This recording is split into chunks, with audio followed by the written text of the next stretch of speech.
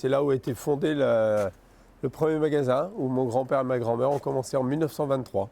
C'est donc ici, au 14 rue de l'Aubrais, que l'aventure familiale a débuté.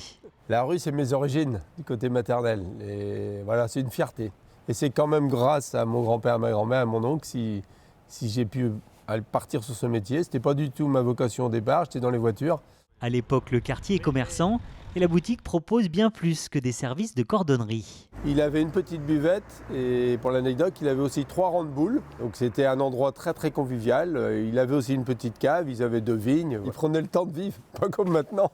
En 1950, Alain, le fils d'Eugène Morin, s'associe avec son père avant de reprendre l'affaire en 1960. À cette époque, la vente de chaussures vient s'ajouter à la cordonnerie.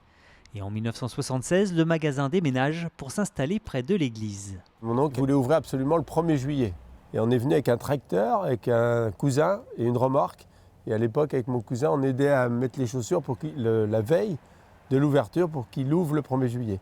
Et je ne pensais pas à l'époque, en 1976, que quelques années plus tard, je serais venu travailler avec lui, j'aurais repris cette affaire. En 1990, Bruno Blanchard, le petit-fils d'Eugène, reprend le flambeau dans ce même lieu. Le magasin déménagera une dernière fois en 2012 au 7 place des Halles. Mais l'aventure ne s'arrêtera pas là. En 2020, le fils de Bruno et sa compagne Marion prennent la relève au titre de la 4e génération. Il y a de l'émotion et une grande fierté aussi. Fier d'avoir repris, c'est vrai, 30 ans jour pour jour, en plus de ça, derrière Bruno et Claudine, le 3 mars 2020. On n'a pas envie de décevoir forcément. Tout le monde, toutes les générations, c'est si on donnait au maximum. Donc forcément, il y a une pression, mais je dirais que c'est une bonne pression. Et pour Bruno et sa femme Claudine, cette passation était pour le moins inespérée.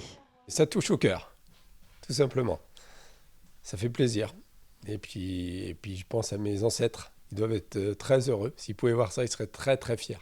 C'est avec beaucoup d'émotion que Bruno voit évoluer son fils et sa belle-fille dans l'univers de la chaussure.